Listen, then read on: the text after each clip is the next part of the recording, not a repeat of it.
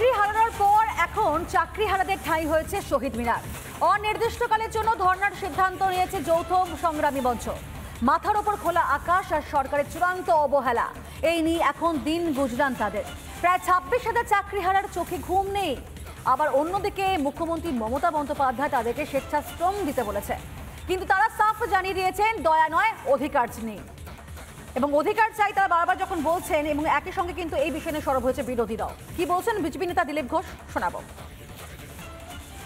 এই যে 18,000 যোগ্য শিক্ষক যারা সবচেয়ে ভালো স্টুডেন্টরা, বহু লোক গোল্ড মেডেল পেয়েছেন, তাদের চাকরি খেয়ে নেওয়া হয়েছে। 8,000 বহু লোকের কাছ থেকে চাকরি টাকা নেওয়া হয়েছে বলে এদের ভবিষ্যৎ অন্ধকারে ফেলেছেন মমতা ব্যানার্জি আর তার পার্টির লোকেরা। এবং ইনারা ডকুমেন্ট নিয়ে ঘুরছেন। এই 18,000 লোক যে যোগ্য প্রার্থী, তাদের হোমের সিট সেটা ওনাদের কাছে আছে, সেটা ভেরিফিকেশন করে আগে ওদের চাকরি দেওয়া হোক, তারপর যাদের কাছ থেকে টাকা নিয়েছে, যারা নিয়েছে তাদের হিসাব হবে।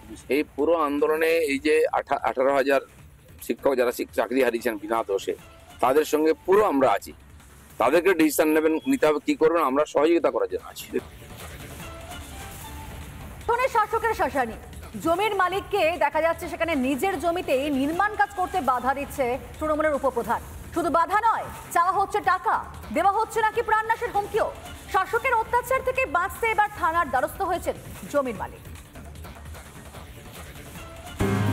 ফের শাসকের দাদাগিরির অভিযোগ, নিজের জমিতে বাড়ি করতে গিয়ে হুমকি, আতঙ্কিত জমির মালিক। 2010 সালে শাসনে 11 শতক জমি কেনেন শহীদুল গোলদার। তারপর থেকে জমিতে চাষাবাদ করলেও নির্মাণ কাজ করতে পারছেন না তিনি। পড়তে হচ্ছে উপপ্রধানের বাঁধার মুখে। ঘরদর করবো বলে আমি কিনেছি, এইবার কিনে 7-8 বছর ও জোর করে দখল করে আসে। আমি দুটো বাড়ি ইট ছিল, ইটগুলো জড়ো করছি, ও এসে বলে আমার ঠ্যাং ভেঙে দেবে এবং একবার 52,000 টাকা নিয়েছে, ওটা অঙ্কের টাকা দাবি করছে। আমি তো তোমার জমি ছাড়বো না। ঠিক যেন জোর যার মুলুক তার। উপপ্রধানের অত্যাচারে ভীত জমির মালিক। আমি ও জোর করে করছে উপপ্রধান, শাসন অঞ্চলের উপপ্রধান জিয়ারুল হক। জমিতে মানে কোনো এমআরসি কাজ করতে দেবে না। যদিও হুমকি মারধরের অভিযোগ অস্বীকার করেছেন অভিযুক্ত উপপ্রধান, পাল্টা জমির মালিকের বিরুদ্ধেই জমি দখলের অভিযোগ করেছেন জিয়াউল।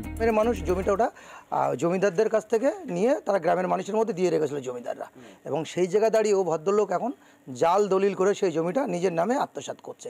এখন সমস্ত ভিত্তিহীন কথাবার্তা, হুমকি দেওয়ার কোনো গল্প নেই, কারণ এখানে গ্রামের মানুষের অধিকার, সেই গ্রামের মানুষের অধিকার রক্ষা করতে গেলে সেখানে আমাদের এগিয়ে আসতে হবে। ঘটনায় শাসক দলকে দুষতে ছাড়েনি বিজেপি। শাসনে শাসক বদলিয়েছে কিন্তু শাসানি বদলায়নি। মুজিব মাস্টারের আমলে যা ছিল ঠিক এখনই এই শাসক দলের আমলে তাই সেম জিনিসই ঘটছে। 26 সালে এই সরকারকে পরিবর্তন করে বিজেপি সরকার আনা অবশ্যই দরকার। শাসকের হাত থেকে বাঁচতে শাসন থানায় লিখিত অভিযোগ দায়ের করেছেন জমির মালিক। প্রশাসন কি আদৌ শাসকের বিরুদ্ধে কোনো ব্যবস্থা নেবে, নাকি অভিযোগের মতোই পড়ে থাকবে? অর্ণব মৈত্রের রিপোর্ট, রিপাবলিক বাংলা।